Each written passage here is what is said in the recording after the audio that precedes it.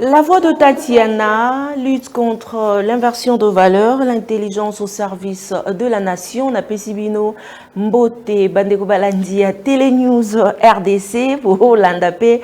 Maman Tatiana na Reaco News Télévision mais tozali en direct na ba etando ya bino pote to solo la mbela ezali ebele. Mambi matali politique na mboka na biso ezali ebele oyo esengeli te biso na bino to solo la bandeko balandi serrez vos ceintures ndenge na koloba mikolo pamba te toko fongola nzela na biso ya sika po te congolais nyonso apesa bien sûr mambi maye azali na yango na matali eko na biso République démocratique du Congo. On constate que quand on est opposant, on est chantre de la démocratie. Mais quand on passe de l'autre côté, on commence à faire les choses que l'on a critiquées hier. La Senko, elle reste constante. Maloba, il y a Monseigneur Abbé Cholé, de Apesaki Mbelawana, Mokolo Alelo Tokolobela. Mambi mawana manso na mambi matali ba perquisition ko sale matongo midi pourquoi to moni PPRD a ko dénoncer mambi matali perquisition na ndako ya Emmanuel Chadari to kolobela yango ezali pe na mambi matali eko na biso to ko bosana te bande ko baladi ya République démocratique du Congo ba ebo ko landa biso libanda na diaspora te est la République démocratique du Congo ezali mbilinga esengeli te tolobela na biso na bino pamba te ezali maye ekosengela te tolobela yango ba évêque ya Ecclésia catholique autope Senko bazali ko dénoncer un recul et zali pe pasi na mambi ba ko déplorer makambo matali injustice ba répression violente oyo et zali ko salema et pa ina ba manifestation ba ike mazali ko salema basengi pe na bayi Kongo mani batala misoga na matali maponomi congolais a bougé te tokolobela yango pamba te bakongomani basusu boyoki yango compte tenu ya expérience malheureuse pour na bango balobi na cycle passé oyo esalemaki église catholique ezali kosenga na bakongolais de ne pas quitter le bureau de vote tant qu'on n'aura pas affiché les résultats. Donc awape Ecclésia catholique e bandi sikape mambi maye matali yango tokosuka wapi tokolobela yango tolingi tozwa point de vue na bino na maloba eye abbé Donancien auti koloba Senko elobi mambi manson lelo tokolobela yango kasi avant te tokota na mambi matali Senko awande na boko réagir pona matali abbé Donatien tokolobela pe mambi matali bandeko na biso oyo ya force du progrès pona bayi opposant basusu bako benga ba mama Tatiana bako benga ba milice musala nini oyo force du progrès esalaka pour que bazwaka ba $80 chaque fin du mois selon bango moko ndenge balobi. Entre temps nous sommes dans un pays où bandeko na biso basusu bazali kolela mosolo ezali te bandeko na biso banani batata na biso ba fonctionnaire ba militaire basusu bazali na front na etumba na pasi nyonso bango bazali komona mosolo ezali komona na te. Qu'est-ce qui se passe dans notre pays? Ezali kimote mamabe toboni awa Kinshasa ekosale maboy ba signalé biso epai ya bayi société civile que mboka na biso mbilinga ezali balobi te bayi militaire ya Rwanda ya Uganda bako menacer po te baboto la Goma. Chose grave, le 24 lobby concert ekobeta na stade de Martyr. Qu'est-ce qu'il faut? Ekoloba nini? Eko signifie nini mambi manson wana bakongolais basusu bakoloba te maman Tatiana attention et eko zabino koto na Kinshasa boko bina na rumba boko sepela soki roga ko beta na Brazzaville bango kuna bazali lokwa epai na biso te. Entre temps na France Premier ministre na table ronde bako belela te akobeta CTT et sengeli na bayiba investisseur baya epai na biso na fufu nini na kimia nini pamba te investisseur oyo azali sérieux akoki koya te na mboka oyo tongo midi pokwa tuerie tongo midi pokwa boye tongo midi pokwa problème tongo midi pokwa ba enlèvement tongo midi pokwa perquisition tongo midi bino bozo kanisa neti makambo oyo ezali kosalema awa bandeko pe bakotala biso te bakomono te ata esika bino mei bovandi bakotala pe moto na moto akotala yango na liso ya ndenge na ye wana esengeli te tolobelana biso excusez-moi biso na bino bandeko balandi ya Télé News RDC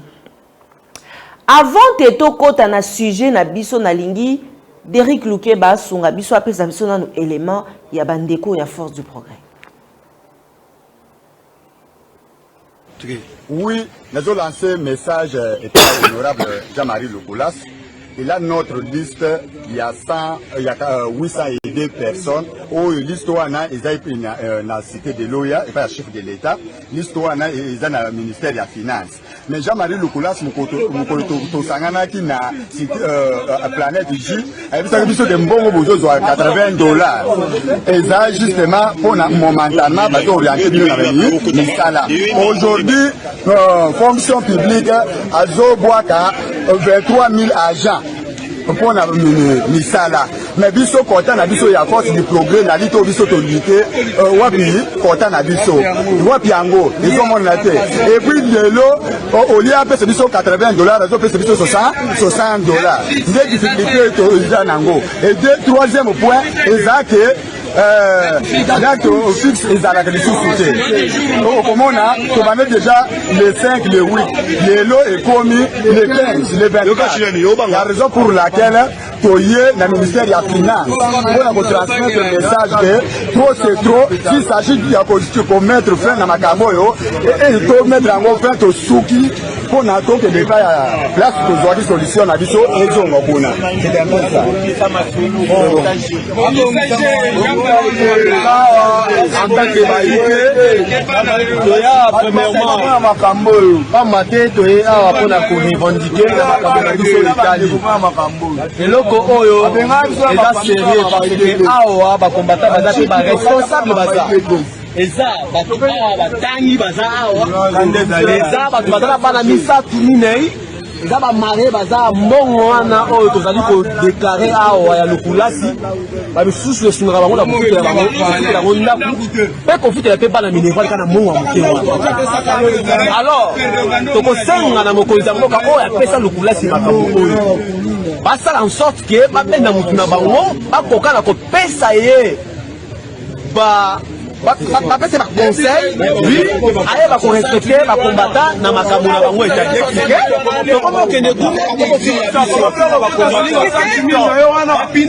kotumba kuna tolingi te bapine kotumba kuna o bakombata bakotoni biloko wana te mais tokosenga kaka lukulasi a respecte. Voilà, tozongi na plateau na biso ya Télé News RDC bandeko balandi ya Riako na lingara bino tellement mingi parce que nayebi ke bozalaka ebele oboso bwa etando eke ya bino pona kolanda maman Tatiana. Merci bandeko ebe nazomona bino bozali en direct ndeko Mifi Tsangu. Salut maman Tatiana, courage ma sœur. Bernombo Atieker, merci beaucoup. Chikand Amissi, courage ma soeur, parle un peu pour ton pays. Serge Kanza, bonjour maman Tatiana. Comment direct oui, tu as un système auto ça là pour que tu côté sarayango. Merci na bandeko nyonso. Oh, bozali déjà branché, partagé na bandeko. Ba déjà que maman Tatiana azali en direct sur Télé News RDC ba OYOP bazali na moni appel ya président Prince Epenge akobenga biso. Allô, voilà, zela tokoluka. Allô président Prince. Oui, ça va très bien président. Ok.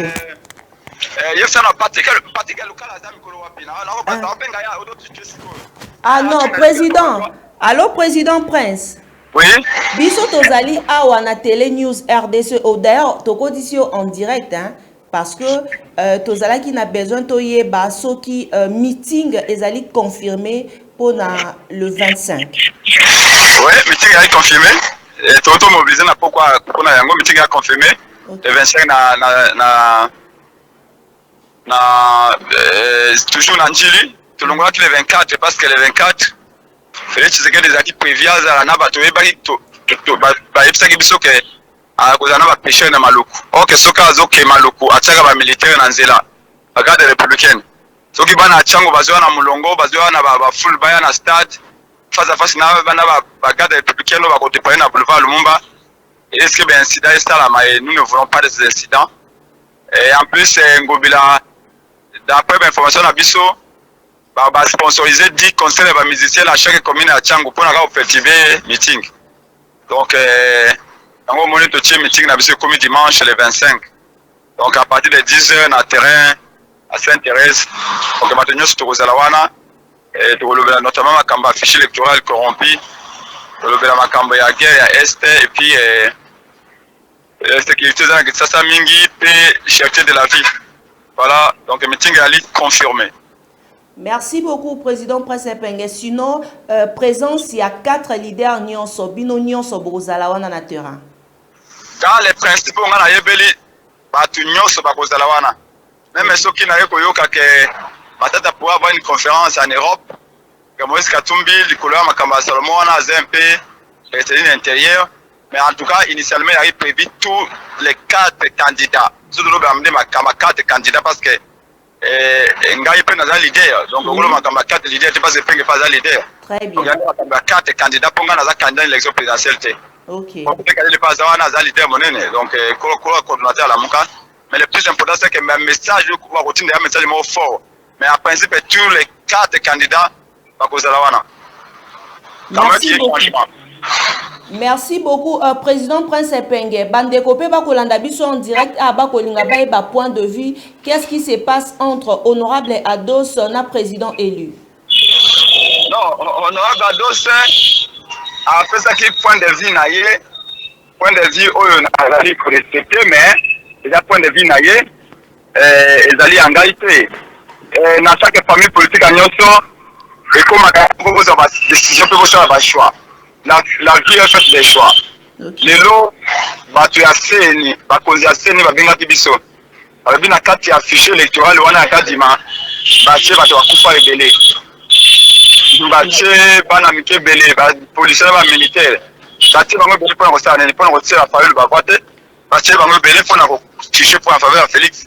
Mais tu as fichier électoral, na parlement na moment où déjà batumso bazaka enrôler l'intérieur non batindi bangote comment ça transférer ba donner surtout ya CENI na parlement pour voter loi sur la répartition des sièges c'est que bato batia na carte ya bato ya lokuta mais bato lokuta na batia ba na carte pour na nini on a objectif moko boy alors bilo mais prudent pas le mal de loin refusant de répéter la même bêtise à 2006 2011 et 2018 président à lobby a conditionné dépôt ya candidature na biso nyonso na audit ya fichier za nini en réalité. Fichier électoral et en français facile les allons bien listés. Liste à sur ma carte d'électeur pour voter. Quand on ne peut pas faire la liste, on a des électeurs dans Congo, tout en a 4. Ceux qui va policier, va aller tout le monde bango. Ceux qui va militaire, va aller tout le monde bango. Ceux qui va mineur, va aller tout le monde bango. Ceux qui va doublon, bateau basarola qui 4 et 5 facile, oui, bazali, tout le monde bango. Tout le monde la bateau wana, comme ça, tout kanga yang liste wana, tout que na électeur en dengue bien. Est-ce que tout ça, il faut me dire wana? Bon, il y a un président le baki avant de déposer candidature et sengeli to baba l'accepter le kuna 4 pour na nini kadi makomi ko bomba fichier électoral le ko en faranga na ali benga pourquoi ce que le ko mabe ali akobombe alite afongo la fichier biso ba joueur tout le monde a ballon même Lionel Messi Maléga ali talentueux atala kana no abako da teleso tere ali mabulu est-ce que pas ko banga match atala ka soki ballon ya l'oval ce to ko beta Toko beta ligue vite, Toko beta football, valeur faisait la rond. Alors, est-ce que c'est pas ça qu'on banga match? Non, c'est parce qu'à d'aller sur notre talent, on a malinga et Bappé qui a Toko beta dans la règle. c'est un combat qui est partagé. Aujourd'hui, on a des catholiques. Les catholiques, ceux qui te corrigent, le fichier électoral, ils vont accompagner cette unité. Les catholiques, ils vont même un peu pour l'article 64. Vous trouvez normal que l'article 64, l'article 64, ils ont des droits à cause de la rébellion contre le régime illégitime, le régime dictatorial, le régime où il y a une fraude. Ceux qui sont catholiques, comme le l'article 64, nous devons tirer toutes les conséquences. Et donc, le lobby, il faut applaudir, mais quand on fait la lobby. Maintenant, pour nous, on a deux stomas. Voilà, les moninga, tout ça qui va les nommer Guinaye, Ngaïnaïe, ou Tokei, Tomate, pas professeur Kalele, Naba, Nico Mange, Amotu Kanangaï, Ados, Nico Mange, Tomimai, Tokei, pas pour Kalele, tout ce qui est dans la famille. Maintenant, on va voir il y a famille dans la télévision, dans la ligne de bataille, Ndekwados, point de vue, papa, maman, dans le Cameroun, comme la famille, on va de tout bas d'accord à 100%. Donc, Ados Makamusu Oya Lobby, et l'autre Oya Lobby, il était à lobby président élu à Zonga na processus électoral. Vous êtes obligé que tu l'envoies dans le processus électoral. Tu es obligé que tu boycottes le processus électoral. Tu es obligé que tu kenda, mais avant de kenda, na vote, bah il y a acceptation de l'autre côté na 4. Soit à ta bâtie $10,000 na libenga maman. Mais ce qui va y avoir, c'est bâtie nyoka ya cobra na libenga wana. Au tiers mon sapi. Au tiers mon capitaine. À ta quoi il n'a pas ça à maille. Mais ce qui va passer au vert, oh déjà bâtie bâtie personne en 4 na maille. Au gomelango te. Mais tu le dis que Congo est abisso banso. Pas ni fait ça qui n'a pas laissé plutôt qu'il n'a pas quel droit. Pour na honorer papa na yeto ko pesa etoli. Aka sata papa na yeto na sekelo mamba o ya bunda. Pour na audit affiché na 2011 azwa ngote. Mais le loi bien azama na tsekela autina libumu na ye. Comment le loi ko tayi papa na ye comment papa na ye. Akomi ko sama kamuka o be kabila. Pour na ma matala dos maman, je crois que je respecte le point de vue na ye. Même ceux qui je ne partage pas le linga saleli yango. Ya okende ko tepesa mokanda. Lettre ouverte, maman, ça va pas maïle, à 200 maïle, parce que lettre ouverte, ceux qui va boyer, koyo kayo, va boyer ko engager débat. Oh, débat ils ont qui engagé. Pardon. Débat ils ont qui engagé, na kati ya lamuka, président Eli, à ça qui débat, donc nous côté débat sur pas professeur Kalele, on va que continuer la réunion, mais quand tu as une information de soit qui est grave. Ndenge balobe te fichier ali trompi ndenge ba agent aseni balobe te ba tondi te électeur le côté belé to le baké ko position wana to estimer yango ali position ya la moka mais les choses peuvent évoluer maman donc à il fallait qu'il a un peu la sérénité à passer tellement moqué tu en as 25 jours il y a des points à candidature dans 25 jours beaucoup de choses peuvent se passer alors pourquoi il faut que ne lombango mingi na mali le quoi ndeko akema mokela lombango mais et ba crainte na ye et ba crainte ba tobele ba partager yango il n'a pas tort na matali crainte na ye mais le lenge ya ko procéder nde ezali malamu te parce que ye akomona fayulu à tout moment d'ailleurs tango ya tindi lettre ouverte wana atindela ko président le bien na ye soki makambo na ye biseke ya dali convaincu te aya les tout solo na ye na ye biseke de l'élément monsieur mais adosa ayete mais tout le monde va moko lettre maman ko internet mais so tindeli dans la carte de famille ce qui est camboyali oko que ta 1000 fois ce pour monique maezate oko ba ko point de vue na ote oko kende na yo ça ko sala ba vague mais na et comme lokola a ko pesa ba ennemi na biso maloba peut ba loba alors que dans toutes les familles politiques maman peut y avoir un problème dernièrement Kankwenda doit 80 avant même 83 ans ça vous dit que kocha na boloko awa na IDPS bato balobaki ezali kabuya mais kabuya pe utakwenda pe utakoza décision lobi na bengani kabuya na IDPS mais na ensemble tomonaki po moindo zangi alongwe alobi akei ati ndeko katumbi akei na nini dans chaque famille politique peut y avoir des problèmes mais lokola tozali bata maele nous pouvons savoir comment gérer ça. Merci moi je crois que ndenge adote alobi ete président a son processus électoral na randi bien monsieur Belé pour l'instant balobi fayulu yo l'espoir na biso ce qui aux alliés te ko voter te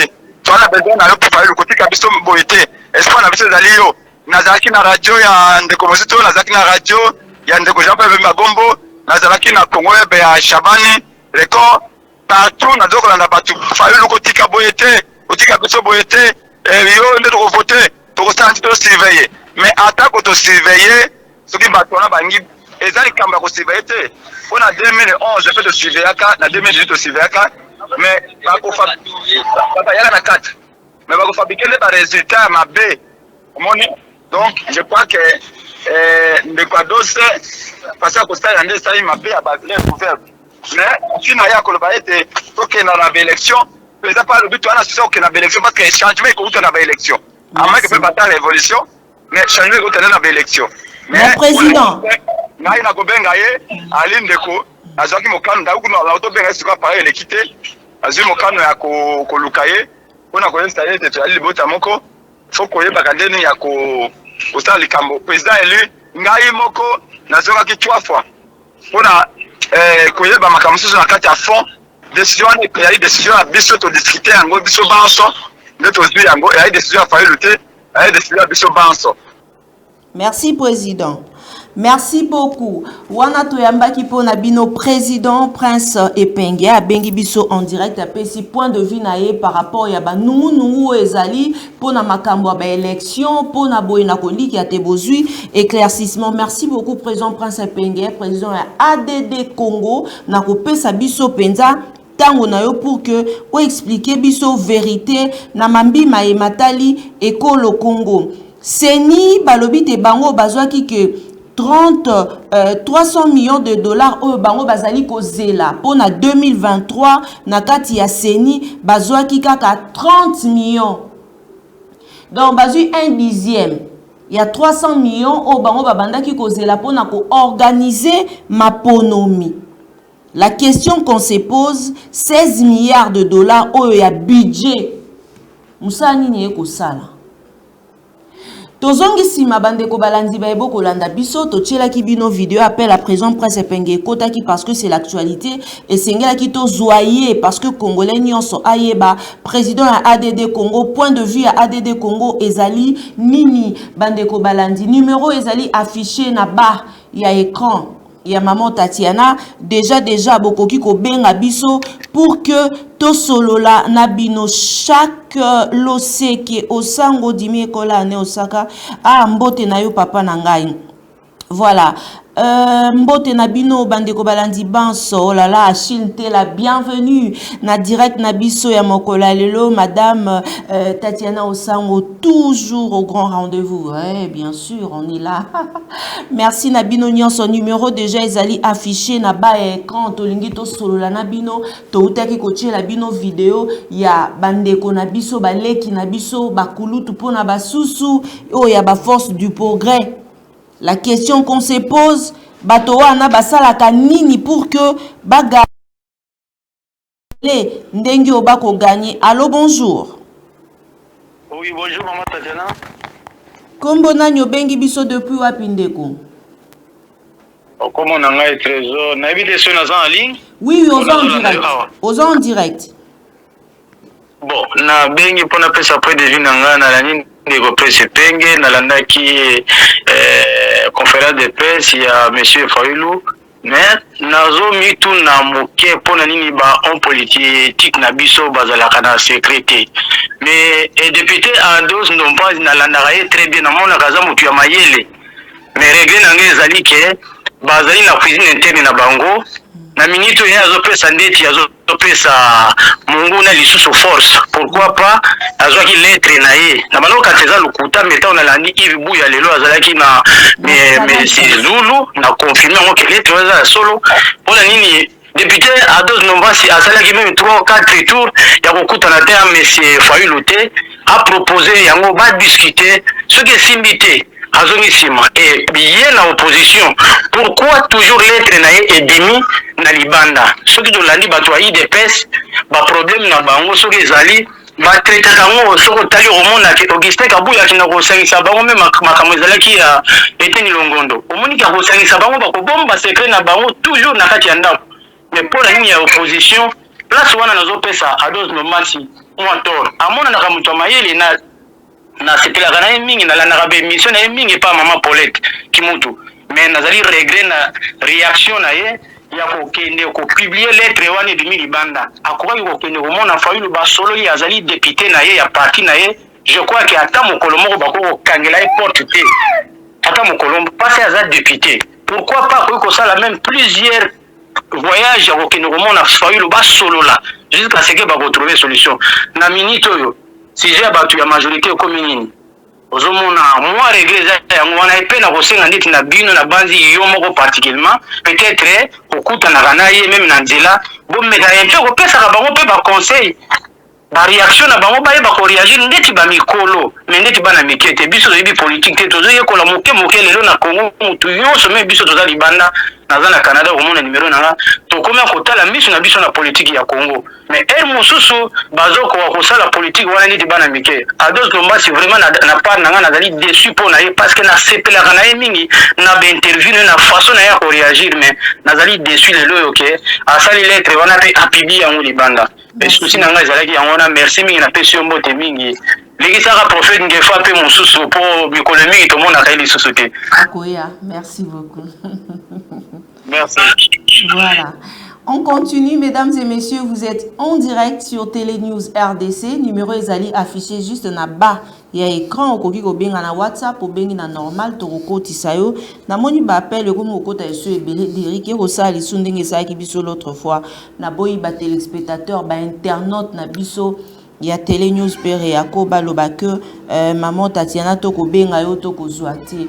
Lettre ouverte Oyo et Salema qui est pas à moi l'amboka dos Ndombasi, ba Congolais et Belé, ba Susu, Tango Batali Yango entre nous et Sengelito Lobela, et Zaloko Aneti Boko pe sa force. Na bandeko wana ya babelobi, o bako souffrir nanu, pona ko luka bilan. Oyo e komona na ya malongate, rame pai. Likambo ya mboka na biso soki tobi te toloba na lelo ezali pasi bandeko balandi ya Télénews RDC congolais akomona pasi ya kosakana te pamba te lelo yo na mboka na biso engumba Kinshasa makambo mayema koloba mamazali ebele boko ebate bato bazali na pouvoir d'abord président Félix Tshisekedi a ko souffrir po bilan ko lakisa na face ya ba congolais ezate ba libiso mosolo ya ram balobi te ram wana bakotia wifi ya ofele epa ya baleki na biso bandeko na biso ba yaya ba maman ba tata o bakotanga na université aujourd'hui ozali na okotelemisa téléphone na yo makasi pour que finga maman Tatiana ko bipete s'il vous plaît oko finga maman Tatiana mais omiyebela que nyonso to ko lobezali rien que la vérité bandeko na biso pe bozaka na ngambo ya vérité bolandaka biso mingi to kana posa pe na ba direct na biso bozaka so ozolanda ba direct ya bandeko bazaka na ba chaîne ya kadiosha okomona bango ero baza soki combien oh ya biso ata soko lungo yamba opposant na etando ozo ebisa to lingi to yamba yo parce que o le kanana direct oromona rabakima oromona bango kunalo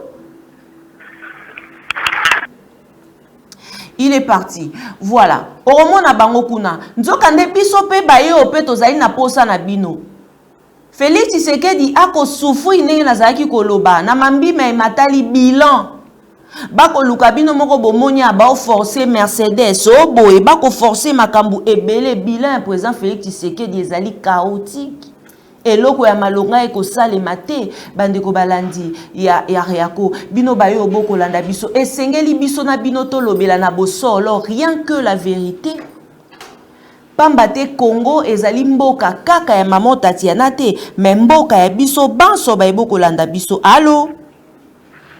Allô, bonsoir, Mbote na yo. Vous allez en direct? Oui, oui, tozo zo en direct. Oui, tu as vu que c'est pour la nuit, pour Makambo, les gars, ils m'ont fait le bel chiwana.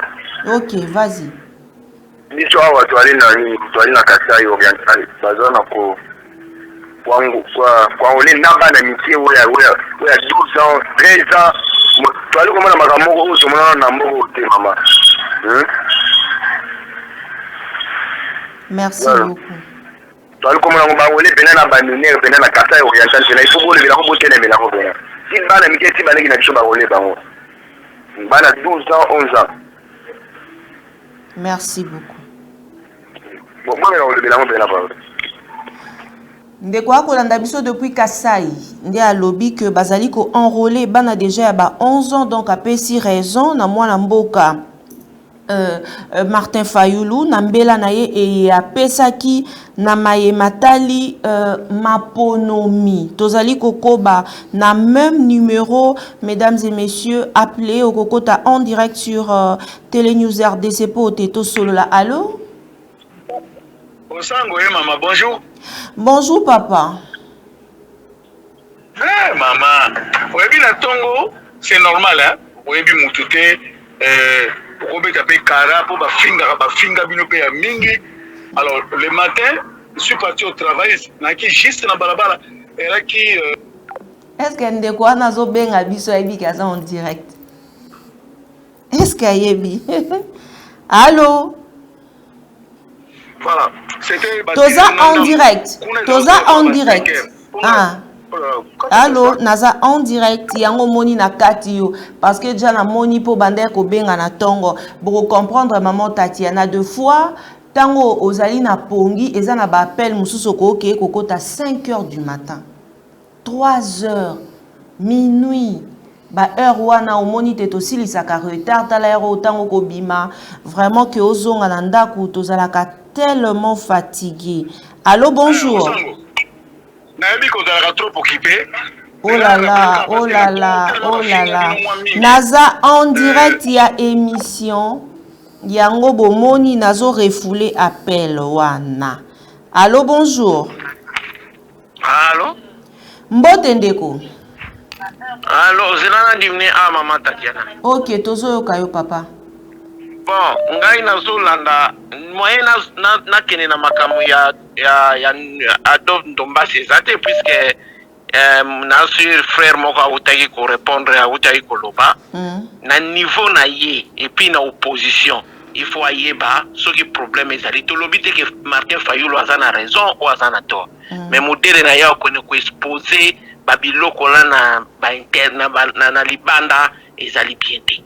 Wana ezali makambo puisque ye moko na niveau ya parlement bazali kaka 500 est-ce que babiloko ne ya atolanda kaka niveau ele kaka bazali kaka 500 ya pamba mais babloka kaka biloko na ye nyonso bon na niveau ya République démocratique du Congo poto ke na élection ye azali na force ya kokanga tricherie ya Tshisekedi.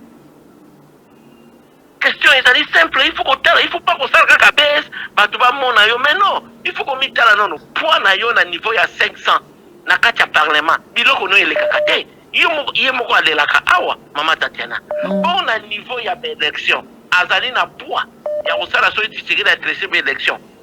D'abord na ndenge tozota la élection, en réalité ba élection e kusimbate. Et kusimbate. Il faut pas qu'on s'arrête non, il faut qu'on t'appelle niveau Fayulu azali na yango. Adolphe tozo boyate. Mais Fayulu azali na niveau Fayulu azali na yango. Il y a quand c'est que Fayulu, est-ce que Fayulu a boyi élection? Fayulu a boyi élection. Alors bien ba condition oyo moyen to que na élection ezali te. Hein? Bon, natiki la pe baninga mususu. Merci. Ya ko inter. Merci beaucoup. Allô, bonjour. Allô? Bonjour. Bonjour, maman Tatiana. Mbote papa, kombo na nyobengi biso depuis wapi? Na bengi na Paris. Ok. Na kanta ko sa direct pour la émission moko na. Si, oza en direct. Oza en direct. Là, il y a à Paris, na pas na ba studio ko avec ma bouche na zana ba moi excusez-moi pour ce nom. Si vieux to zana. Ok. Mais na on va comprendre comprendre te. C'est la première fois que nous avons intervention. Nous avons Martin Fayulu. Comment une politique va prendre pour ça? Ça a un Martin Fayulu. Nous avons TV, on a 4 Martin Fayulu. Moi, je dis que tout le cas, la mine doit finir ma Fayulu avec moi, pas président. Il pas. Moi, on a beau y avoir un gros pénal que Fayulu a quand même Martin Fayulu. Moi, je dis que moi, je dis que tout le monde va limiter comment t'es. Bâti on lui a comment mouquer. On a 2018 élection de l'équipe avec Fayulu Moutassi. Bango on a même abandonné moi de Fayulu la suite. Je connais pas Yibiso. Tout d'un coup les mêmes attendent que ça rende sur Tshisekedi. Parce que on pense c'est pas parce qu'on est nino. Tout d'un coup une année de 6 mois l'élection ba Kabwani.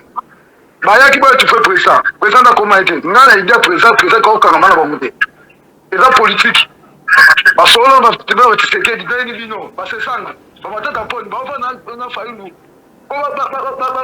babetufe donc on Fayulu asali Fayulu comprendre bango donc journaliste moko toza besoin félicité ya nini électoral siko muninga ndio chate totala bango so bakende bandimi bakende donc bayaki po bakrike siko kongola so comprendre na politique aza grand politicien ko lo bateke donc bato bayaki bagwa menacer ma grabu yemo atimbela kimia omona kala mingi to omona bango wana groupe wana ekabwana merci bayaki na fond idée merci ata so émission ko ko le kanga bengi la fin so peut pas ota la pagina bengi la fin si oza en direct merci to kimbela na yo c'est ça voilà on continue allô. Allô, bonjour. Mbote, obengi biso api kombo no nani? Kombo na ngai papi na bengi bino a partir États-Unis na Maine, na Portland, Maine. OK. Tozo. Na lingi vraiment intervenir na concernant honorable Dos Ndombasi na makambo asali. Mama Satana il faut koyebisa Dos Ndombasi akanisa te ke aza plus informé le koleka Martin Fayulu.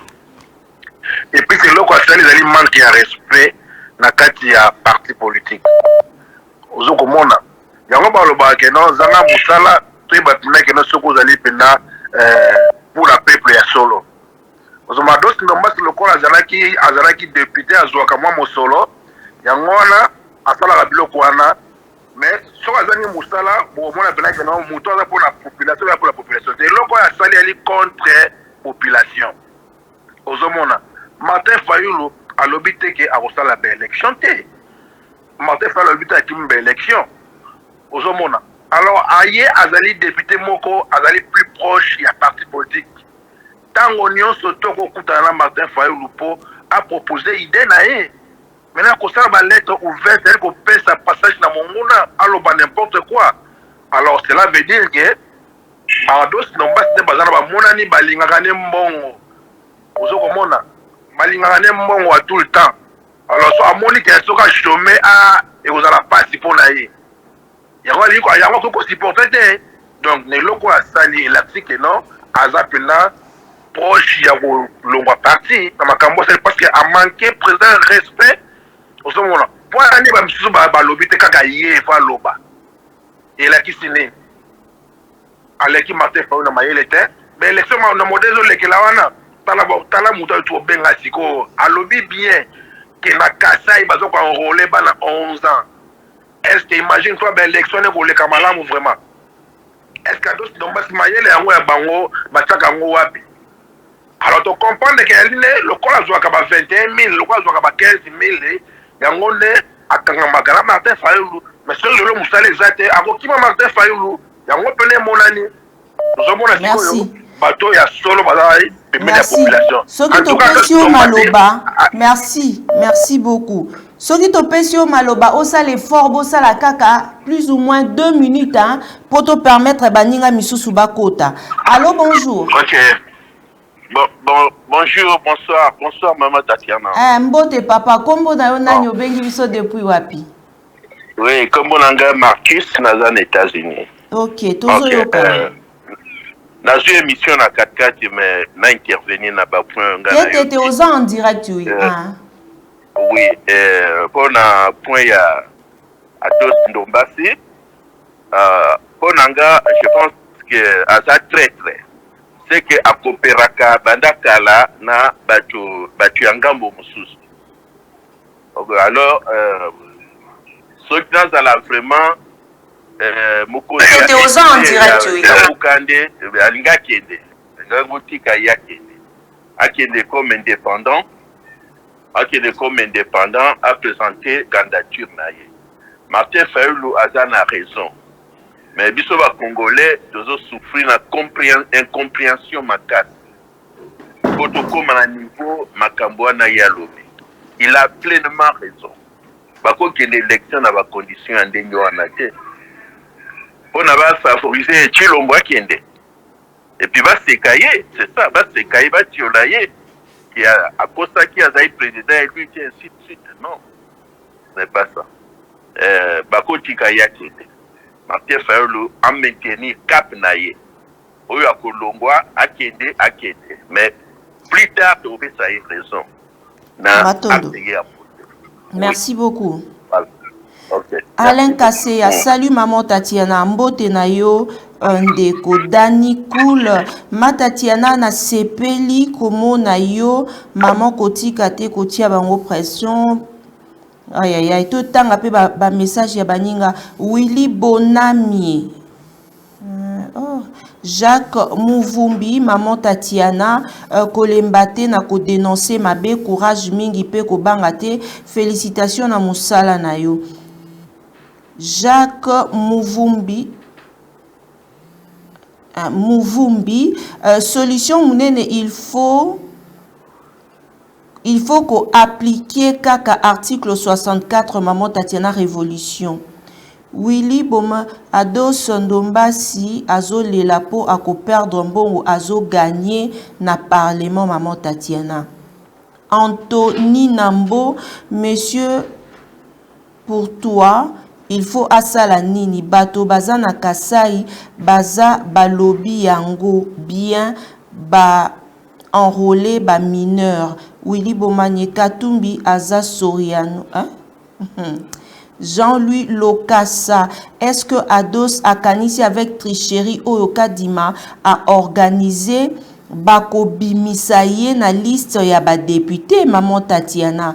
Anthony Nambo, Fayulu reste constant maman Tatiana. Jordan Romblox, vive Martin Fayulu, les bulldozers Aigle, l'homme le plus populaire du Congo, notre libérateur entre les mains de Rwandais et s'il vous plaît, pas d'insulte, s'il vous plaît. Allô? Allô? Mbote papa, kombo nanyo bengi biso depuis wapi? Ah, mbote maman Tatiana, je pense que naza en direct parce que nazo la émission moko na moni yo zokoloba na télé news na rien cause. Oui, aux en direct. OK, na obenga partir à Londres. OK. Bon, na lingna compléter kaka idée na onyo so bandeko bazoloba. Surtout spécialement pour na réaction ya député na biso Ndombasi. Bon, na évité vraiment mobile nini etindi ya sala iloko wana parce que ye aza quand même moi mutu munene na kati ya parti wana biloko ndengo wana il fallait kaka solola na président na ye ou bien sololi na équipe na ye bazwi bataille lo ni ba osala parce que en réalité parce que ndenge makambo eza wana je pense que moi pour nangai Fayulu a totalement raison, il faut à se retirer nano à observer na parce que eloko ndenge ezokende wana nyonso Félix azosala lokola kamikaze aza lokola kamikaze azoyokela na peuple te à imposer Kadima, à imposer cour constitutionnelle, à imposer biloko nyonso. Et puis ata ba marche wana ozomona ndenge bazosala comment la police azoko s'imposer. Peuple congolais a telemaka na ye te a telemi boye 2-3 jours rien. Ayebi na ke ata lelo élection, basali élection atande bazoloba o ba kovanda na ba bureau de vote ba konteti na suka. Ba obenga na ba na policier. Ba soda ba koya ba bengani bango wana ba kimi. Bazui biloko nyonso bakena ngo bango ba publier o ba nango. Donc tout ça c'est if mutuma mayele ozomona likambo liboso ndenge zoya keza clair te yozo kendo kota ndeni. Merci. Félix azoko s'imposer. Donc il faut qu'on observe na nukotala. Parce que kokeneka ka o élection Félix azo sala tout abima président azala na assemblée na nyonso ezala ya ye. Nyonso ndenge zo sala ma assemblée kozala plein de gens ya Félix. Alors yo kanisa ta o bimi député au sani kuna. Merci. Donc ezaka pour le roban intérêt non personnel. Moi je pense que dans toute chose mutu nyonso azana mayele so atali makabona ndenge zo kende. Il faut observer, azwana mo mayele atala nanu. Eza pe moi pression. C'est normal, eza politique. Alors vite que aro se présenter te. alobi to observer soki ebongi soki bango baza na likambo te bafungola fichier wana bafungola ngo epi tokende na baélection c'est tout oyo aganye bango balobi baa na bilan balakisi bilan na bango bakoganye. Donc c'est un peu ça tozala na kimia totika babiloko wana. Bon nayoki ndeko moko alobi wana bino mpe boza na rôle makasi ntango bato bapoliticien wana badepute bazoleka. Soki topesi yo minute na lobi bosala effort ya kosala plus ou moins 2 minutes pour permettre pe baninga misusu bakota. Allô? Ok. Bonjour maman Tatiana. Oui, nana linga na intervenir na deux volets. Ok. Volet liboso ezali côté ya présidence oyo olobi na bengi bino à partir ya Belgique. Ok. Déjà élection na Congo ekozala te. Parce que soki élection elingi ekozala tonga tomona bato ya IDPS na bato ya l'union salité balingi basala biso propagande moko akosakana te. Mais Martin Fayulu a comprendre eloko moko ke soki akendaki na élection wana bangai bahimilie yango ase retiré na ye. Deuxième volet eza ke Kabila ndenge aza wana akomi na besoin à récupérer bord na ye oyo asimbisaki Félix na 2018. Félix pe lokola goûter miel alingi siko angandama na pouvoir. Eloko akoepasa na parce que eza na ba mercenaire moko bauti Israël bakoti balingi badébarrasser Kabila. À ce moment-là, bango mibale baobeba na bango. Ya nango eloko moko oyo ya nango ya sika te. Ndenge tomonaka Bemba babebana na Kabila, Bemba fa zo pousser yango po a rendre Kabila humiliation oyo asalaka ye. Donc intervention na ngai na lobaka yango wana. Merci. Allô Mbote. Allô Papa Tatiana, bonsoir. Bonsoir papa na ngai. Kombo nani obengi biso wapi? Eza chaque loseke depuis Tokyo, Japon. Ah d'accord, bonne santé ndeko. Qui est maman Tatiana? Point de vue na yo par rapport ya ba sujet tozolobela. Bon, nga point de vue na nga eza boye. Omoni ba politicien na biso, ba ngoni baza ennemi numéro 1 ya biso moko ba congolais. Pourquoi na lobi bongo? Ados Ndombasi. Yo oza député. Ya parti moko politique et qui bosali déclaration wana mais yo na simozo baluka ozo koma lettre na yo obimisango public en plus eloko biso tout il faut to mitu na yango yo mama Tatiana Ados Ndombasi akoyebisa biso ke ndenge Martin Fayulu apesa ki po de prince wana sa ki po de prince wana est-ce que bango tout wana bazaki surpris bango tout wana bayebaki te contenu nini o Martin Fayulu akoloba na po de prince wana.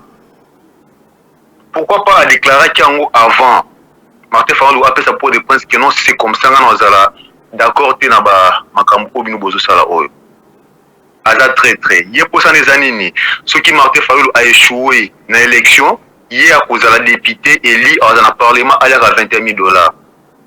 Merci maman Tatiana. Merci beaucoup.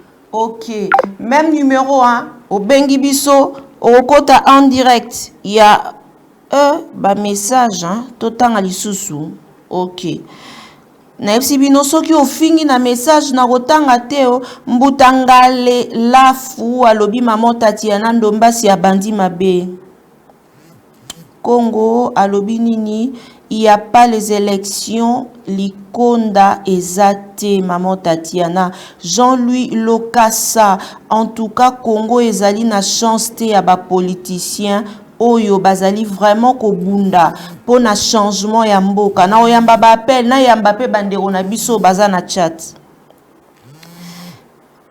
ndeko alobi Fayulu wana te ndeko tai bonsoir maman Tatiana Fayulu amoni mosika soki les autres trois leaders balandi Fayulu te bakolela na monoko ya mboka bref balanda idée ya Fayulu ezali pe même likambo oyo Alain Bolodjo alobaki. Vous n'avez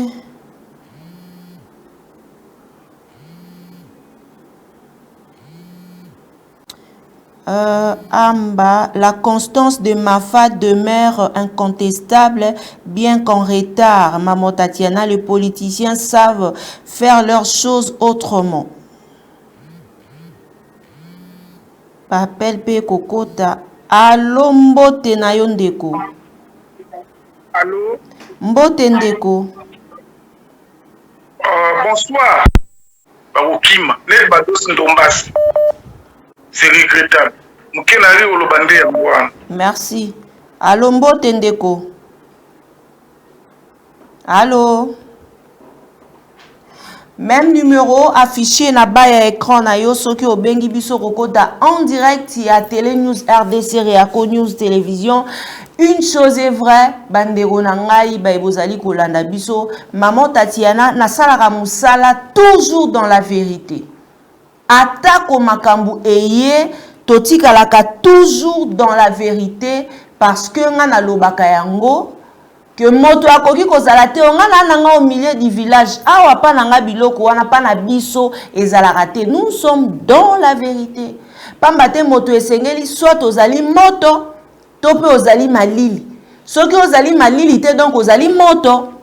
Okoloba te ete ngai ndenge naza boye naza te ba jeune ni wana. Esengeli moto ozala bongo toko kenda na système o komba ndenge ekomeli changement de fréquence, c'est-à-dire awa toko beta ndeza likambo kukule ya mbembe te moto oko kima mbagu to koti course ekei na sabino komba ekoti déjà deuxième round, c'est-à-dire que moto ameli pe matikali soko za na bibotu to otikali o pe azana mbangu na esika ya bandeko ope baki makambangu ako continuer na kati ya komba po ezali bongo biso pe toyaka na etando eke atoko bimisa énergie ya biso ezali pe une façon po na biso ya kobunda pe po na mboka mais okomona maman Tatiana yaka ba information nyonso na bimisaka ata moi politique moko te a otombo ya loboko alobi na pesa mo amwasi wana mbongo azate d'ailleurs deux fois kutu na otinda ba caméra na ngai na ba point de presse au monde appelle ba bengani bango ba kotate. Mais ici à la télé, maman Tatiana, je suis dans la vérité comme je suis na kati ya combat, je ne peux pas venir naya exposer ce qui se passe de fois ben justice on a monaka et pas il y a ba leader et pas il y a bandeko to musutu yaka et pas na bango pour que tozo ya kozo information au félé. Comportement aussi ya ba militant, il y a ba parti politique. Donc tellement que moto azali leader wana ko bunda etumba na ye ezali malamu yango moni maman Tatiana to accompagner ka batu o bazali dans la vérité eza moto ya molilité na butu ko sala boye na tango ko sala boye te ata basusu pe ba ope ba okima fayulu balobi ke ndeto zaboye tokimi fayulu tokei na biso na pouvoir to tokei place songolo pakala kaka na seni oyo bokozwa te basusu kutu to mususu bokoyi kozata mususu na chance ya kozwa pona fayulu ojouer nango pamba te soki tozongi ba député baza ebele bozonga na ba fief na bango basali eloko moko te libungu tulu basali eloko te ba député basusu bakabaka te ndenge toyo kaka. Allô? Allô? Allô? Okoka. Biso tozawana toujours dans la vérité et puis nous allons continuer ainsi. Atako bako bengana atako ba osala nini biso toza toujours dans la vérité. Lelo na mboka na biso injustice ezali makasi mwana mboka Patrick Lokala. Azawapi.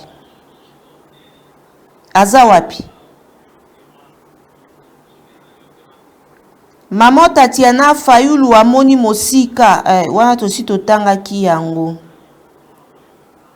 La constance de Mafa demeure incontestable natanga ki yango. Martin Fayulu 95%,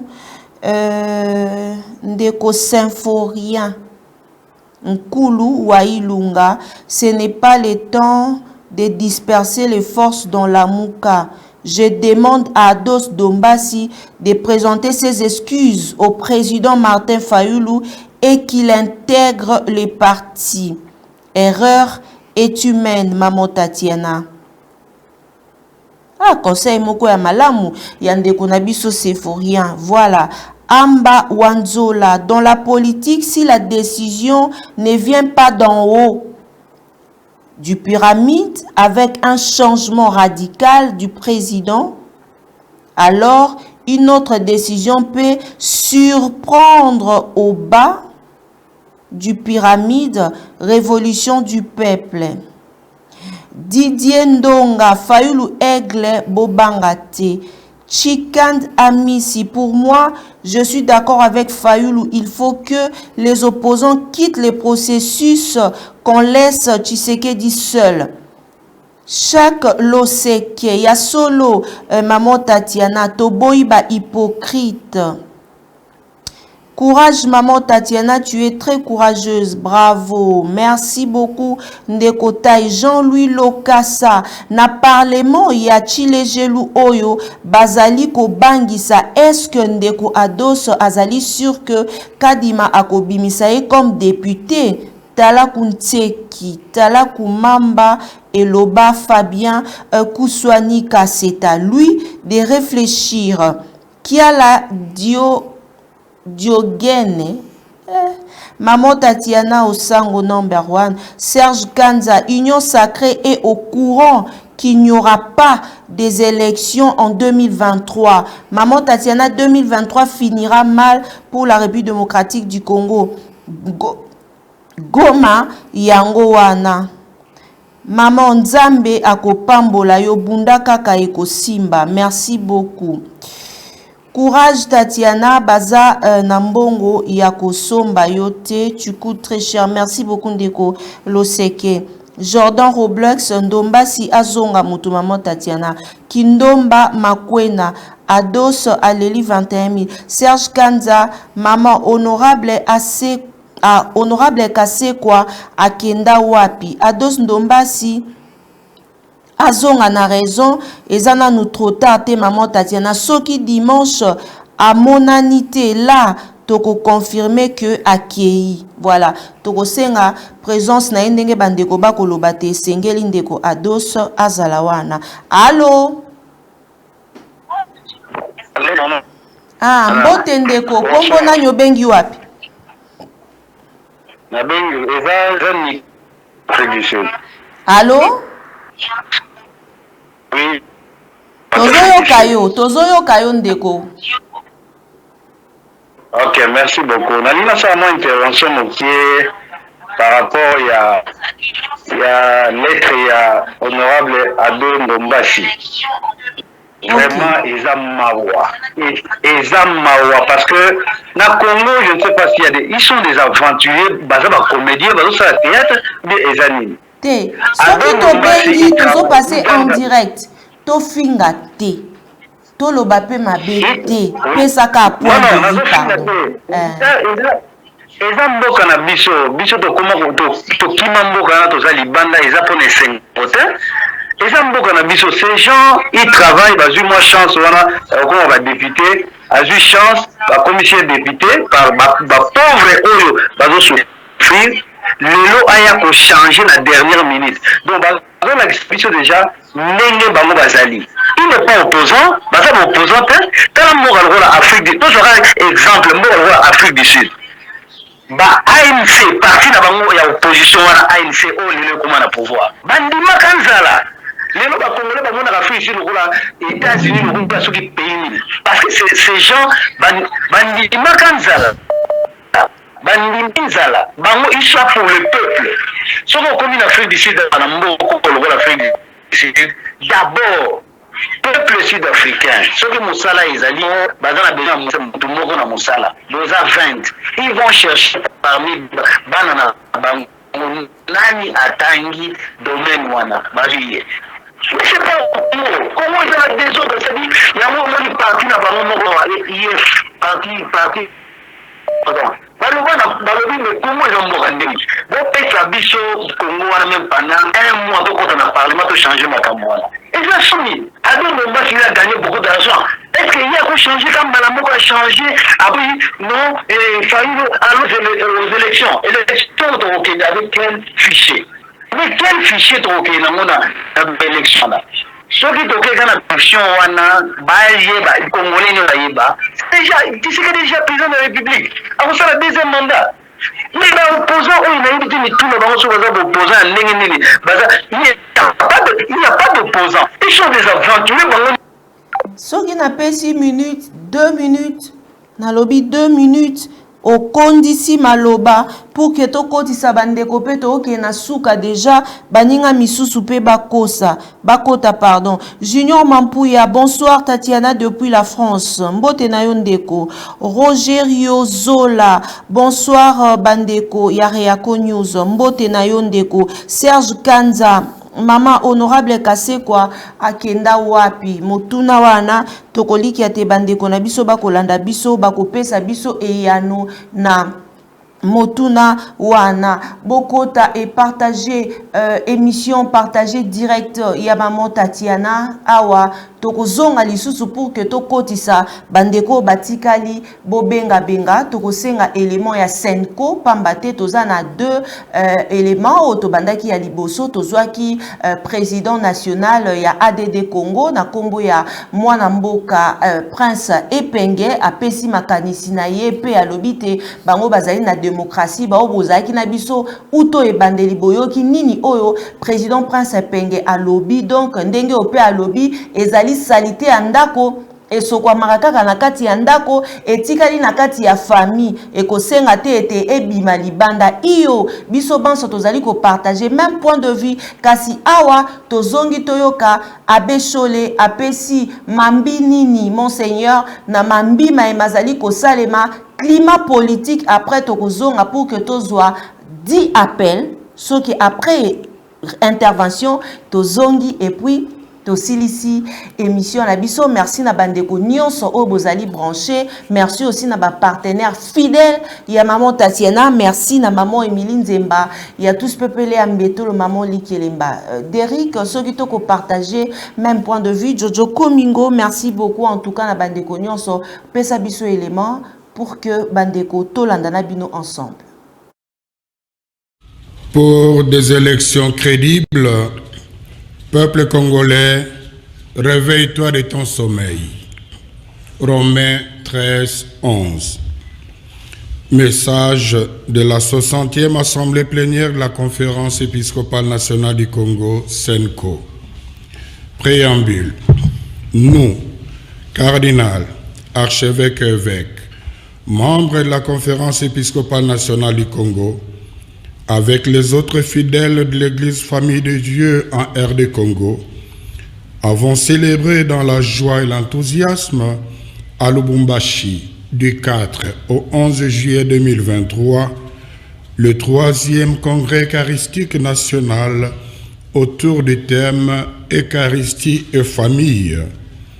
À l'issue de ce grand événement de la foi, nous nous sommes réunis en assemblée plénière du 19 au 22 juin 2023. Mus par la sollicitude à l'égard du peuple congolais dont nous avons la charge pastorale, nous nous sommes penchés entre autres sur la situation socio-pastorale qui prévaut dans notre pays. Ici est de rappeler que depuis son indépendance le 30 juin 1960, la République démocratique du Congo est confrontée à des crises politiques récurrentes dont l'une des causes fondamentales est la contestation de la légitimité des institutions et de leurs animateurs. Ayant trop souffert et étant victime de tant de guerres à lui imposer, le peuple congolais veut la paix, la justice et ainsi travailler au progrès de son pays. Nous sommes convaincus que la stabilité de notre pays et le bien-être de sa population passent notamment par des élections libres, inclusives, transparentes, apaisées, et ce, à tous les niveaux. Un constat. Situation sécuritaire. Nous apprécions à leur juste valeur les initiatives diplomatiques, politiques et militaires du gouvernement congolais pour ramener la paix sur toute l'étendue de notre pays. Nous saluons particulièrement la bravoure et le patriotisme de nos forces armées malgré les conditions de travail difficiles. Cependant, la persistance et l'aggravation de l'insécurité, surtout dans la partie est de notre pays, ainsi que la multiplication des groupes armés nous préoccupent au plus haut point. Avec la résurgence du M23, soutenue par le Rwanda, une partie du territoire national échappe au contrôle de nos forces armées depuis plus d'une année. Dans le même registre, nous assistons dans la partie ouest de notre pays à l'apparition et à l'extension de la milice Mobondo qui sème la terreur jusqu'aux portes de Kinshasa, la capitale. À cela s'ajoute, en milieux urbains, l'activisme de la brigade spéciale de l'UDPS, Force du Progrès, BESU, opérant comme une milice visiblement entretenue qui collabore parfois avec la police pour traquer les adversaires politiques et d'autres paisibles citoyens portant un regard critique sur la gouvernance actuelle du pays. Fort malheureusement, nos recommandations relatives à la reconsidération de l'état de siège, la réduction du train de vie des institutions pour donner plus de moyens à nos forces armées et au renforcement de la cohésion nationale n'ont pas été prises en compte. Le processus électoral. À propos du processus électoral, la CENCO reconnaît les efforts du gouvernement et de la Commission électorale nationale indépendante CENI, tant dans la publication du calendrier électoral que dans la constitution du fichier électoral, dans les délais plus brefs que les cycles électoraux passés. Toutefois, ces avancées ne suffisent pas pour l'organisation des élections réellement crédibles, étant donné les inquiétudes suivantes. L'inexistence d'un cadre de concertation tripartite, majorité, opposition, société civile, idéal pour clarifier la problématique de centres d'inscription qui n'ont pas été retrouvés sur terrain, la question des matériels électoraux détenus par des personnes non qualifiées, la situation d'exhaustivité des données du centre d'inscription ayant connu des dysfonctionnements.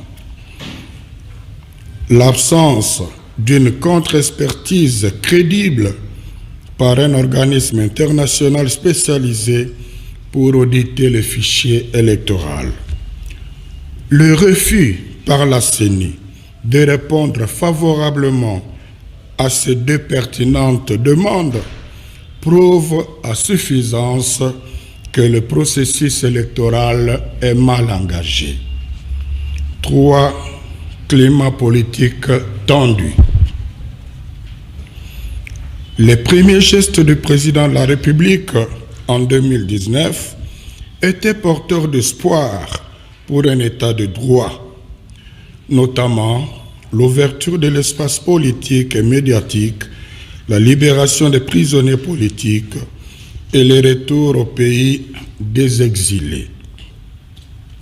Malheureusement, nous observons aujourd'hui un recul déplorable caractérisé par la répression violente des manifestations de l'opposition, la restriction de la liberté de mouvement des opposants, des tentatives des projets de loi discriminatoires, l'instrumentalisation de la justice et les arrestations arbitraires. L'intolérance politique s'observe aussi dans la sphère des fanatiques violents qui s'attaquent au grand jour, aux adversaires politiques et à ceux qu'ils accusent d'être proches d'eux. En témoignent les actes de violation et d'intimidation contre nous, évêques membres de la SENCO, lors de notre visite pastorale à Kasumbalesa le dimanche 18 juin 2023. Nous condamnons toutes ces pratiques inacceptables et rappelons que nous tenons aux élections inclusives. À ces propos, le peuple n'acceptera pas un empêchement purement politique de qui que ce soit de se présenter comme candidat aux élections. Il faut lui laisser la liberté de faire le choix de ses dirigeants conformément à la Constitution. Grand 2, recommandations au peuple congolais.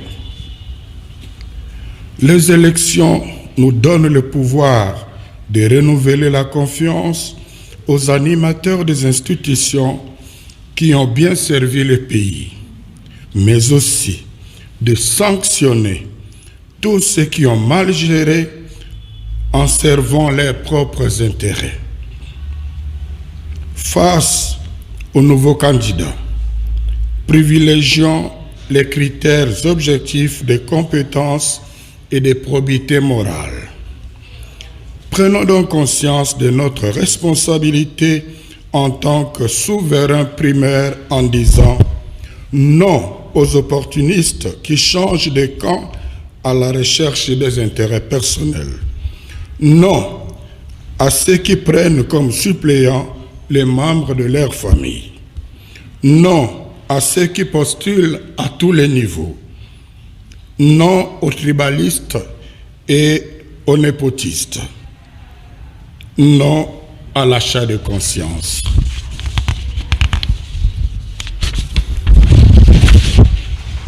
Sachant que l'acte que nous allons poser le jour du scrutin est décisif pour l'avenir de notre pays. Compte tenu des expériences malheureuses des cycles passés, ne quittons pas les bureaux de vote tant qu'on n'aura pas affiché les résultats. Avec l'affichage des résultats au niveau des bureaux de vote, nous aurons déjà une idée claire des gagnants.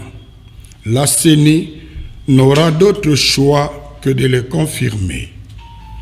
Au cas contraire, ce serait une haute trahison et n'attendons pas une autre instance pour nous remettre dans nos droits. Nous avons le pouvoir constitutionnel. Tozongi na plateau na biso bandeko balandi à Télé News RDC, Réaco News Télévision, je vous aime beaucoup. Merci na Mazizo na Paris Resto. Mazizo, je suis de cœur avec vous. Merci également na bandeko nyonso baibolanda kabiso mon kulutu Shisha Mabwana et siko kolanda biso, vraiment je suis de cœur avec vous et tozali toujours et tokoko ba toujours kozalana bino. Merci na bandeko nyonso o bozali kolanda maman Tatiana depuis Salon Bunker na Matonge na Château Rouge. Je suis de cœur, vraiment ça me va droit au cœur. Merci beaucoup na JC Masamuna Matondo mingi na ba Congolais nyonso ba ebolanda kabiso Tongo midi pe pourquoi Maître Guy na Paris mbote na yo Kiki de Paris libanda ezali katite na pesio pe mbote. Voilà, tozongi na mambi maimatali ekolo na biso République démocratique du Congo. Anthony Nambo ndeko nanga Matanuzola François, comment vous allez? Ah, Wan Ezali Binabino, Boko Solo là, voilà. Aimez notre direct, vraiment. Beau aimer direct, s'il vous plaît. Ceux qui ont lundi malam ou boki mambe matali seni, balobite 300 millions et bazali kozela, bazwa kikaka 30 millions. Donc, nungu ezali, na yambaki po nabino awa pe mwana mboka India o mari ya lobite, maman Tatiana Maponomi ezali te. Jordan Roblox, merci Senko, nous sommes fiers de vous. Camille Kinkela, 21 000 $ na Kinshasa et Bomimboka. Vraiment, parlement et Sima. Nda.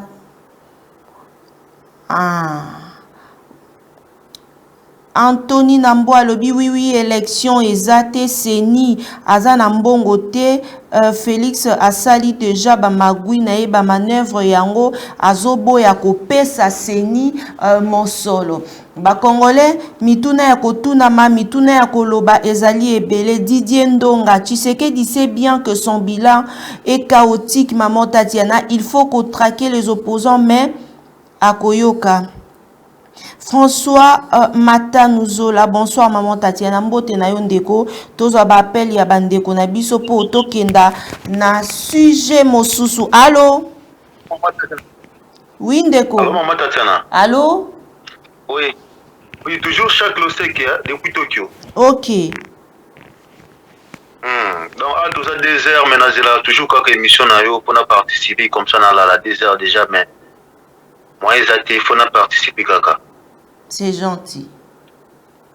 Oui, dans le biboye, au moni, batu oyo ba ko rendre biso mauvais service na mboka na biso Congo.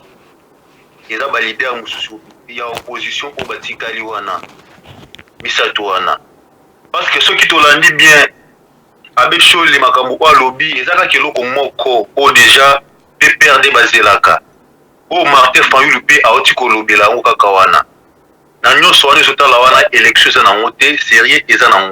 Merci. Donc, ceux qui ont gagné l'élection, ils ont pour Tshisekedi à continuer pouvoir à monter bande qu'on a vu au passé. Or, pour article 64 Salima, il faut opposer tout bas à la bomoko. Parce que bande ba bimsa ba peuple na nzela. Mais ceux qui ont bien se retirer qui a sa candidature, c'est ça va se retirer à sa candidature. Matata à sa candidature. Peuple ba okabwana. Donc, tout bas dans la bloc, mon côté PPRD, Martin Fayulu, c'est ça, on tout wana ba opposant nous sur 4 wana. Ceux qui fait 5, ceux qui ont PPRD. 64 Kosimba. Mais ceux qui, Bakabwani, article 64, ça moi pas si possible. Merci maman Tatiana. Merci beaucoup. Ezali point de vue naie, bandeko balandi areako, déjà, bomonaki, namambi maimatali, félicitations à Patrick Lokala. Merci beaucoup vraiment pour na félicitations Nabino. Bonsoir maman Tatiana Mosala Mala Mozali Kosala Nako cumuler informations de part et d'autre. Réaco News et Télé News RDC. Merci beaucoup en tout cas. Nazana swate bota la cabine mo boyebi ke ezali pona mboka na biso soki ezali ke makamo mazali na bosolo maman Tatiana tozaka toujours wana pona koloba oyo ezali be bosolo pona mboka na biso République démocratique du Congo. Allô? Allô? Bonjour maman Tatiana. Mbote ndeko na ngai. Mbote mama na ngai. Kombo na nga Sonia na obenga depuis France. OK. Ngalenga na loba ezaka regrettable parce que ba peuple nyonso na Afrique baza ya kolamuka.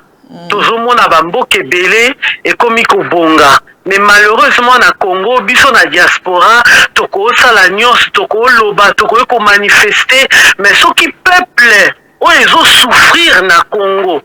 Parce que nga na yaka Congo souvent nazo mona ndenge peuple ezo souffrir mais soki peuple bino moko kuna bo telemité et loko eko changer te tant que bino moko kuna na Congo bozo telemate bozo manifester te bozo lobate que notre lembi ekoki vraiment niveau où est commis, au dollar est commis, au vie est commis passi, ou même maman a ce qu'on commence à marcher pour allier sanda ou mobimba.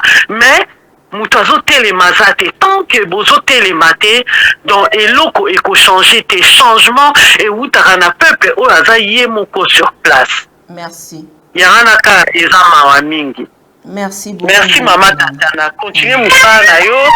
Vraiment tolanda kayo chaque jour tozana yo toyebi ndenge pono sala musala ozo sala eza pasi pona yo mais tozo soutenir yo. Merci beaucoup. Losambo na bino penza ezali le sambo, la prière, c'est très importante pour moi. Serge Kanza, maman nini catholique, azali incapable yako boya élection oyo. Ba ONG kutu kolobate, na tangu ya Kabila ba réaction na bango, ezalaki boyete. Hilario Bokulaka. Merci beaucoup, maman Tatiana, pour avoir lu mon message. Je suis ton fidèle fan depuis Dallas. Droit au cœur, Ndeko. Merci beaucoup. Voilà. Tozali Koko, ba François Matanuzola, Tosengi Nabino, bato ya IDPS soki. Chat le seka Tatiana émission na yo na lingaka kolanda yango po na simplicité na yo yebi vraiment ko respecter batonion so. Merci, ça me va droit au cœur. Merci Nabino Bandeko. Tozali Koko banamoni ba message pe ba appel Nabino ezokota ebele. Et namoni appel mena yamba oyo comme ça toko senga élément moko parce que c'est le peuple ayeba mai bazali koleka. Soko bengi biso diminuer volume ya poste récepteur na yo au volume oyo kabiso bien. Ndeko mbote na yo. Allô maman. Mbote ndeko. Mbote ndeko maman. Maman Tatiana. Kombo na ona nyo bengi biso wapi? Kombo na maman Mireille na bengi bino à partir à Paris. OK. Elle n'est intervenir na dossier à député na biso à Don Dombasi. Au moins ni ba député wana bazo vimba mitu parce que bazo so ba 21 000. Donc ba 21 000 on se pesa ba mitu minene. Donc, le président, il y a la tour à Sima. Avant, il y a des députés, on attend $500, maman. Au moins, on a des députés. Bazo ambongo wana o bapesa ba député ba tchango na caisse ya l'état pour esunga musala na mboka. Ba député ba ozasu belete. Donc Adolphe Ndombas na regretté na linga ke mingi mais a décevoir biso makasi. Merci beaucoup. Martin Fayulu ati kaka lolenga za wana. Nzamba ko sunga Congo wana kozala libéré. Merci maman Zamba pambola maman na musala malamu. Akoba ko batela kayo. Amen. Allô? Allô? Mboteo. Allô? Mbote maman, ils en direct. Oui, aux en direct. Comme on a nos bengi depuis wapi? Ok. Comment on a Papa Edi? Papa Edi. Na bengi à partir à Johannesburg, Ok. Tozo yo kayo, point de vue na yo. Point de vue na nga ezaboye. Bandeko, nalina lubana mo kina bandeko kwa diaspora. Deko diaspora ebele bazo satakaka na ba opposant. Ozomona. Mais et puis baza wana pour pesa ba idée. Mais pour ba idée na bango iko kitama. Il faut contribution na bango. Pose la famille loi de Sambon na poste taillé pour activer ba service nyo so sana makambo bo kanisana. Yo sana matin. Ata bimisi lelo so ke simité. Na oza perdant c'est lui non. Et puis biso doyani na munoga ya wolo. Révolution c'est ngambongo. Et c'est ngambongo eza bilo ofele c'est ngambongo. Bato diaspora il faut ba bango. Musala wana ba osenga article 64 simba il faut mettre de l'argent. Il faut battre mbongo. So il battre mbongo na sende makambo bile sana maso battre mbongo te alors batika otama kile depo. Ilo mo malongo sana mate. Opposant ko bando baliko wana ba mbongo mikete asala ba infestation iko simba te. Iko simba te. Il faut battre battre mbongo. Onga ko ba ngwana. Matondo mingi ndeko. Voilà. Tozongi na réalisation d'Eric RDC totangi tweet ya ndeko na biso Sabwe Mushi Mpako a commis RDC sécurité, une milice composée de plus ou moins de 30 personnes dirigée par un dénommé Roi Mizele remplace le drapeau de la République démocratique du Congo par celui du Royaume Congo en cité de Luozi au Congo central, sous l'œil impuissant des autorités civiles, policières et militaires. Voilà, wana ndeko na biso moto akomi na tangi oyo ye akomi bilili wana o na uti koyebisa bino yango wana nde bozali komona pamba te esengeli na bayi Kongo mani bozala informé na mai mazali kolekana lelo na engumba Kinshasa pe mboka na biso makambo mazali maike bokomona insécurité zali makasi na engumba Kinshasa kaka te toloba na République démocratique du Congo maema kolekana na mboka na biso to koluka komituna qu'est-ce qui se passe, est-ce que ba autorité na biso bazali komona maema zali kolekana maman Tatiana na otika na kati ya kadio chate et au côté tapé na télé news RDC awate et au côté tapé na Réaco news awapete pambate mambi me matali eko na biso Congo ezali mboka oyo e kosenga te esengeli na biso tosala oyo ezali malamu pona mboka na biso tosala te makambo mazali mainiali bakamati baebite bayi opposant bakosenga date ya le 24 bakei batie entre temps na bandeko po ebelo balingaka koloba pona maima koleka na mboka na biso mama bosala kandenge nini mama bosala kandenge nini bokotala awa na engumba Kinshasa na ngonga e mama Tatiana kotelema oti mai na monoko te okotelema pona mboka na Kongo okotala ngambo mosusu bato bazali na koswana entre roga na Ferigola pa martire kotonda okuna pe baza bongo kasi pasi pe mawa ekosala awa na Kinshasa biso bakino na Kinshasa discussion wana ekosalema regardez babilili oyo ezali kosalema epai ya bandeko na biso awa kaka na Congo central awa kaka na mboka mwana ntemi makambo ekosalema na miso ya bato ba policier pe bazalaki wana ndenge ototangi na tweet ya ndeko na biso na uti kotanga kombo na e awa Kongo mboka na biso Kongo mboka ya bakoko Kongo mboka oyo tozali kaka na yango moko toane eloko mususu te bandeko balandi yoso ozana mususu ngai maman Tatiana na aka na Kongo yango omoni toyaka atako soki nini ekolekana toyaka po te tolobela mambi matali ekolo na biso République démocratique du Congo pambate awa na Congo ekosenga na Congolais nyonso ozala en face ya réalité ya maimazali kolekana na mboka na biso République démocratique du Congo pambate okoloba te o mama Tatiana o boete tokozalaka na misu na biso moko miso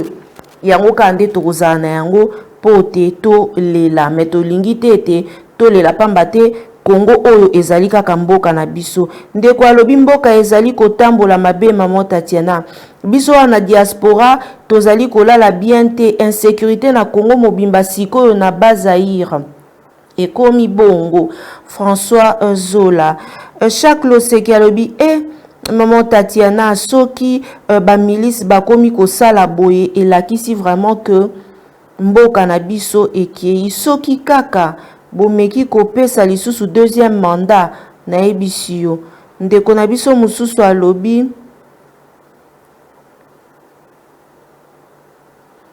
tie na lobaki na bandeko soki bozo finga na kozala incapable ya kotanga ba message na bino like video ya maman Tatiana bo like bo encourager biso kana ba like na bino yango nde moto esalaka biso malamu mingi to eba ke bozali bayike bandeko balandi baebo kolanda biso awa na engumba Kinshasa merci na bayi diaspora baebo zalaki bayike ya kolanda direct ya lelo merci na bayi Kongomani Banson maman Tatiana je suis toujours de cœur avec vous merci na ba diaspora bino bayo pe bo encourage à maman Tatiana losambo na bino et courage à Patrick Local à Esika Azali je suis de cœur avec vous Kulutu même atana mosika oye bate vraiment te tozali loboko na motema elongo na yo bino bayo bozali kolanda biso na ebisaka bino la seule façon pour vous ya ko soutenir Tatiana ezanini ezali ya kolanda ba émission ko partager pe ba émission ya maman Tatiana tango boko sala zwa pe rendez-vous kende ko informer voisin maman Tatiana komo sa ba direct balanda biso komi pende to ko sala boyo moni ba taliban bazalaka ba opesa biso ba information ya lokuta tala bato ebele biso pe esengeli pe bao tozali pe na vérité esengeli tokoma bongo ya mibale message avant na sisa émission nanga na ko lancer message oyo epai ya ba opposant epai ya ba résistant epai ya bandeko na biso nyonso o bozali na camp ya vérité. Deux fois et ça la nga pasi tozo benga bino pour que to yamba bino na ba plateau na biso o ya bo solo okomona bozo kima maman Tatiana okokende place moko boye esiko bazo kende ko exposer bino et pas ya ba agent osilisi émission bakangi yo awa eza esika nga moko Yesu akufela masumu na biso nga pe na kufela bino nga beba ngai pe sala mabongo kasi na koyi ko sala yango te en tant que chrétienne. Je ne peux pas. Boya kaso tozo benga bino. Toko benga bino na téléphone pour que to yamba bino depuis au vendisaki maman Tatiana depuis au saki bosaka bloc moko boye soki bako benga bino bokenda ka kuna te na kati ya etumba omoni ata soki ngo beta e botu omoni na kangi loboko c'est-à-dire misapi nyonso ekangami esika moko eko kita eko beta bien. Atako soko ngo beta mouvement na judo maboko wana kaka nde muto eko benda adversaire omonite soki esali bwe moyen to benda adversaire azate bakolonga yo mais soki okangi ye okolonga okobeta mouvement omoni mais soki toko benga bino bosala rappel wa bandeko wana toko benga bino na ba plateau na biso awa parce que bandeko moni direct au sali bandeko ba pesi ba point de vue na bon parce que ba ebi ke maman Tatiana elle est dans la vérité bato pe bazolanda biso baza dans la vérité message au bandeko bolandi maman Tatiana na direct ya elo ba bolanda biso en différé bokoti se yango e pa ba politicien na biso o bazalaka point de presse ote yako yawa te yako te maman Tatiana zara mukala mutute. J'aime rester dans la vérité parce que wana soki osali mabe tokoya tolobi na ote osali mabe te osala boy te osala boy te honorable dose ndombashi obeti mabe te papa Fayulu obeti mabe te mwana mboka Alain Bolojo a présenté obeti mabe présenté et pas maman Tatiana ezara bongo soki ezali bosolo soki Martin Fayulu azali na bosolo denga a partagé même point de vue na mona Katumbi pemeni à présent eli ne peut ça point de vue nanga na lobate basi batika ka déjà balobi te bakei tango babenga ba na consultation bafinga ka balobi oyo atika li ezali moto oyo alingi mboka ekende liboso te tango bakei basali ba union sacrée na ba partage ya poste ba welani ba yokani tale pouf bazongi bon ezali to na kati ya politiki soki moto aye azongi mais ezali style kengidila parce que keba congolais tozali pe na besoin lobby ndengo pe to komona ba révolution ko salema application article 64 parce que kino azana ya kolala kino azana na kati ya jouissance c'est pour esengeli to milobelana bokomona bino mei meeting e ko salema oyo ya président Martin Fayulu toko tiela bino yango bokotala oyo pe ya bandeko na biso ya opposition so tento lo babongo Katumbi Matata Ponyo Delice Sanga ba prince penga bango baso boza kuna bokotala bino mai ndenge ni ekolekana bokotala concert ya Ferry parce que c'est ça qui noie toujours na kati ya masanga toujours na kati ya kobina eloba boketu ayambo kobina na kotumbaka mundele c'est ça akolia akomela akoyeba te otiki position nini peuple congolais eloko biso tozali tobeleli bino na résistance nzala ebomaka te s'il vous plaît décision ya Martin Fayulu azali politicien ya mokete tango ya pesaki yango ayebi pourquoi azwaki yango d'ailleurs boyoki ndenge au président Prince Penge alobi te babendani te balobi na seni wana ata oti nani bandeko la plupart auto yambi bango na etando basengi na mwana mboka Dos Ndombasi honorable ozonga na raison donc nyonso ekomi bale na kona yo peuple congolais alingio yaka la meeting bozala ta baike sur Télé News RDC Periako to zalawana na direct dimanche maman Tatiana. Merci Nabino Banson. Bolana Rabiso, surtout merci na ba partenaire nyonso maman Tatiana, Gina Mateta Matumo na papa social, Cécile Osango la femme la plus fidèle, Motema chef Serge Katembo, Tété Osango la plus belle, Mireille Osango of America, na pesio mbote Félicien Wanza depuis Dallas, na pesio Bambote Ebele, mbote na ba congolais nyonso, ba ebolandaka maman Tatiana, je vous aime beaucoup, pe na koko ba toujours kolinga bino, merci pour na ba soutien na bino. Merci pour tout. Alors merci. Merci na bino. Nara na merci de na ko pesa bino, n'est-ce pas? Bao bokomi butu, bola la malamu, bao bozali tongo elamu epai ya bino, bao bozali midi, bao boye bate na ngonga nyonso maman Tatiana alingi bino mingi pamba te soki tozali o tozali lelo, c'est grâce à vous. C'est vrai ezali na grâce ya kolo nzambe, kasi grâce na bino pe yango esali biso que tozala lelo oyo tokomi na bambonge, na bambutu, mais toko tenir toujours. Pambate, nzambo a likolo, il y a Dieu dedans. Na bareako, il y a Dieu dedans. Donc, moyen te, tokenda lisusu, gauche, droite, édite. Merci à Wande Totier Litono, na émission. Merci à Mimi Laifeta, Mokonzi Import-Export, LKM Service, toujours au service de la nation. Tokomina Souka, Moyena Yambali Susuba appel Nabino, Ezate, Bandeko Balandi, peut-être après, Soko Moni, aux alina suggestion, aux alina eloko moko boye, Songolo Pakala, Yakopesa. Et pas il y a maman Tatiana au koki comme la biso pambate tous elle a besoin bozalawa na merci à Nabino Nyonso en tout cas merci beaucoup, merci vraiment, je suis de cœur avec maman Tatiana.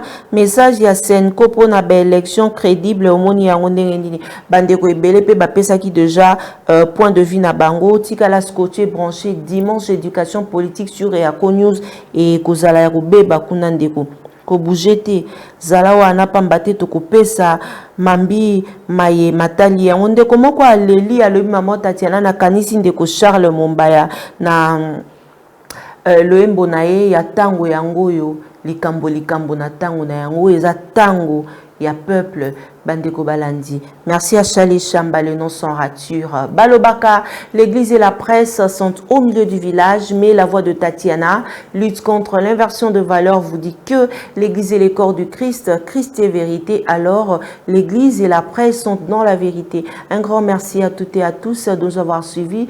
Restez scotchés, branchés, on se retrouve mokolo ya lobby samedi, soki nzambe azongite kimia ote ya mabota mabino kasiko zangi sate na éducation politique il y a dimanche sur Reako News Télévision na ozala en direct pote na sola. C'est vrai mon Congo comme koningana kasi pour na Congo toza na swate ali nzambe abokasi bon son akoba ko batela bino Yesu Christ soki azongite ngai na bino tokutana. Allez, bye bye.